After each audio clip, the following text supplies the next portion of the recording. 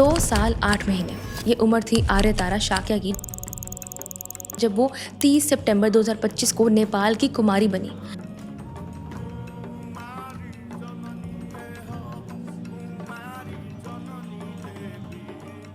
और उनकी कई वीडियोस उस टाइम सोशल मीडिया पर वायरल हुई थी, जिससे कई लोगों के साथ साथ मुझे भी पहली बार नेपाल के इस ट्रेडिशन के बारे में पता चला था। एक ऐसा ट्रेडिशन जहां नन्ही बच्चियों को कुमारी बनाकर उन्हें देवी की तरह पूजा जाता है। दूर दूर से लोग उन्हें पैसा, गहने और अलग अलग तरह का खाना चढ़ाते हैं।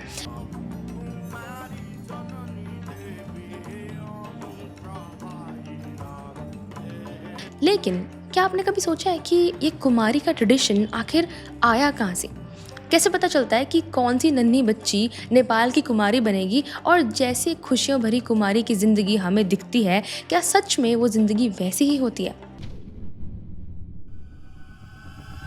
तो इस परंपरा की शुरुआत हुई थी 17वीं सदी से, जब नेपाल पर मल्ला वंश के राजा जयप्रकाश मल्ला राज करते थे, जो कि हमेशा से ही भगवान, भक्ति, पाठ पूजा में इतने डूबे रहते थे कि एक राजा के रूप में भी उन्होंने एक संत महात्मा जैसी सिद्धि पाली थी। और उनकी इसी भक्ति का फल उन्हें तब मिला जब एक दिन राजा अपने कमरे में बैठे थे और अचानक वहाँ एक नारी प्रकट होती है, जो दिखने में बहुत ही सुंदर थी और उनके अंदर से एक ऐसी दिव्य रोशनी निकल रही थी, जिसे देखकर राजा समझ गए कि वो शक्ति कोई मामूली शक्ति नहीं, बल्कि भारत देश में पूजी जाने वाली माता दुर्गा का स्वरूप देवी तलेजू थी, जो राजा के पास आकर बैठी और उनके साथ त्रिपासा का खेल खेलने लगी।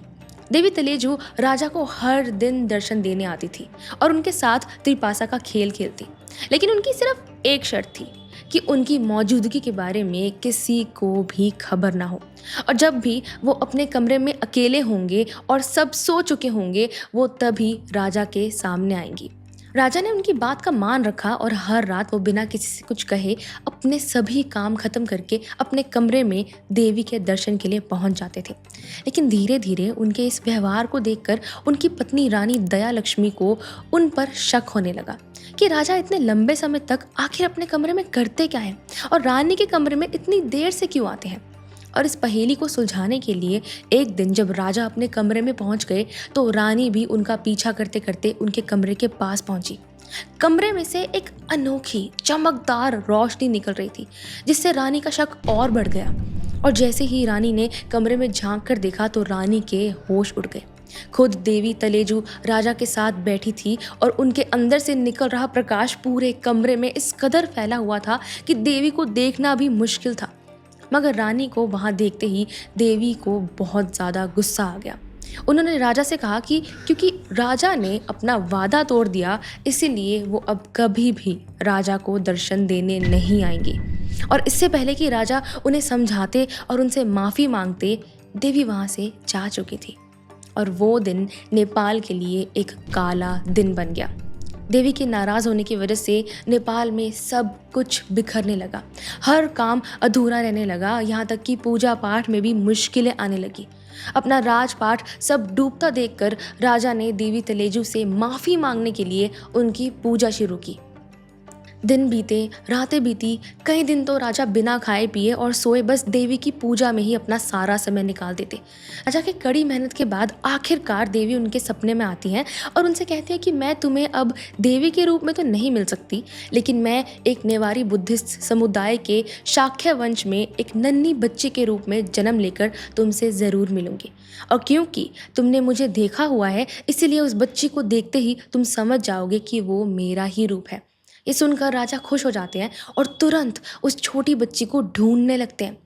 कई दिन ढूंढने के बाद उन्हें आखिरकार वो बच्ची मिल जाती है, जिसमें देवी की छवि राजा को दिखाई देती है। ये बात जानकर रानी राजा को देवी के नन्हे रूप के लिए एक महल बनाने को कहती है, जहाँ उन्हें रखकर उनकी पूजा की जाए। और वहाँ से मिलती है नेपाल को अपनी पहली कुमारी, और उनका महल बना कुमारी घर। Whipped into a trance-like frenzy by the beating of drums and the mad shouting of the multitude. जिन्हें राजा बहुत सुख सुविधाओं के साथ एक जिंदा देवी के रूप में पूजते थे। इसके बाद नेपाल की सभी मुश्किलें और जो बर्बादी इस देश पर छाई हुई थी, वो सब सही हो गया। अब परंपरा ये बनी कि जैसे ही उस बच्ची के पीरियड शुरू होंगे, ये माना जाएगा कि देवी ने उस शरीर को छोड़ दिया और फिर देवी के उस वास को किसी दूसरी नन्ही बच्ची में ढूंढा जाएगा। लेकिन इस परंपरा में एक बहुत बड़ी मुश्किल थी। देवी तलेजू की छवि को सिर्फ और सिर्फ राजा पहचान सकते थे। जब तक राजा जयप्रकाश मल्ला जिंदा रहे, उनके समय में वो हर बार बदलती कुमारी को पहचान लेते थे। लेकिन उनके जाने के बाद जब कुमारी को ढूंढना मुश्किल हो गया, तो कुछ ऐसी चीजें हुई जिन्हें सुनकर किसी की भी रूह कांप जाए। हालांकि नेपाल में एक समय पर कुल 16 लड़कियों को कुमारी बनाया जाता है, लेकिन उन सब में से एक कुमारी सबसे श्रेष्ठ और सबसे इम्पॉर्टेंट होती है, जो हर एक परीक्षा को पार कर लेती है। नई कुमारी को चुनने के लिए सबसे पहले पूरे नेपाल में अनाउंसमेंट होती है कि शाक्य वंश के परिवार अपनी 4-5 साल से भी छोटी उम्र की बच्चियों को लेकर आए, जहां उनकी अलग अलग तरह की परीक्षाएं ली जाती हैं। और ऐसा नहीं है कि सिर्फ इस वंश का नाम होना ही काफ़ी है, ये भी ज़रूरी है कि इस वंश में कोई भी किसी बाहर की बरादरी के साथ शादीशुदा ना हो और उनके परिवार में किसी ने कोई पाप या गलत काम ना किया हो। इसके अलावा अगले स्टेप में लड़कियों में 32 ऐसे लक्षण देखे जाते हैं, जैसे पलकें एक गाय की तरह हों, आंखें गहरी और काली, जीभ छोटी, एक कोमल आवाज़ और छाती एक शेर की तरह ताकतवर। उनके दूध के दांत टूटे ना हो और उनके शरीर पर एक भी खरोच या निशान ना हो, नहीं तो उन्हें कुमारी बनने के लायक नहीं माना जाएगा। फिर जो लड़कियां ये परीक्षा पार कर लेती हैं, उनकी कुंडली राजा की कुंडली से मिलाई जाती थी, ये देखने के लिए कि क्या ये कुमारी राज्य को संभालने के योग्य है। और जब नेपाल एक डेमोक्रेटिक कंट्री बना, तो फिर वहाँ के प्रेसिडेंट के साथ कुमारी की कुंडली मिलाई जाने लगी। लेकिन असली और भयानक परीक्षा तो इसके बाद शुरू होती है। काल रात्रि के दिन तलेजू देवी के मंदिर में 108 भैंसों और बकरियों की बलि दी जाती है और उनके कटे हुए सर को एक कमरे में रखा जाता है। फिर शुरू की जाती है सबसे बड़ी परीक्षा। चुनी गई लड़की को उस कमरे में भेजा जाता है, ये देखने के लिए कि वो कितनी ताकतवर है। एक छोटी सी बच्ची को उस कमरे में पूरी रात के लिए बंद करके रख दिया जाता है। अगर वो बच्ची रोती है या उनके चेहरे पर एक भी शिकन दिखाई देती है, तो वो लड़की कुमारी नहीं बन सकती। अगर वो बिना डरे वहाँ रात बिता लेती है, तो उससे देवी मान लिया जाता है। लेकिन इसके बाद भी एक परीक्षा बाकी रह जाती है। अगले दिन लड़की के आगे सबसे पहले बनी कुमारी के आभूषण रखे जाते हैं। माना जाता है कि देवी अपने आभूषण को पहचान लेगी और जब वो बच्ची सही आभूषण चुन लेती है, तो देश को उनकी असली कुमारी मिल जाती है। लेकिन यहाँ आपके मन में एक सवाल ज़रूर आया होगा कि अगर एक कुमारी बनना इतना मुश्किल है, तो उसके बाद भी इस बिरादरी का हर परिवार अपनी बच्चियों को कुमारी क्यों बनाना चाहता है। तो श्रद्धा से हटकर यहाँ कहीं ना कहीं परिवार का लालच भी आता है, क्योंकि उस बच्ची की वजह से जो पैसा और सुविधाएं आती हैं, वो पूरे परिवार की ज़िंदगी संवारने में मदद करती हैं। लेकिन इस सब की वजह से उन बच्चियों के साथ क्या होता है? तो पहले तो जब कोई बच्ची कुमारी बनती है, तो उससे अपना घर छोड़कर उसके पीरियड्स शुरू होने तक हर वक्त कुमारी घर में ही रहना पड़ता है। वो साल में सिर्फ 13-14 बार ही किसी त्योहार के दिन महल से बाहर जा पाती है। कुमारी के दास दासियाँ उनके सभी काम करते हैं, लेकिन उन्हें किसी भी भक्त के साथ बात करने की इजाज़त नहीं होती। साथ ही किसी भी हालत में कुमारी को रोने नहीं दिया जाता, क्योंकि मान्यता है कि कुमारी का रोना मतलब देश पर कोई बहुत बड़ा संकट आने वाला है। हालांकि जब तक एक लड़की कुमारी होती है, उसे किसी तरह की कमी नहीं होने दी जाती।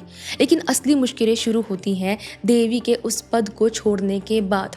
पीरियड शुरू होते ही जब कुमारी अपना पद छोड़कर असली दुनिया में लौटती है, तो उन्हें बिल्कुल ज़ीरो से अपनी ज़िंदगी शुरू करनी पड़ती है।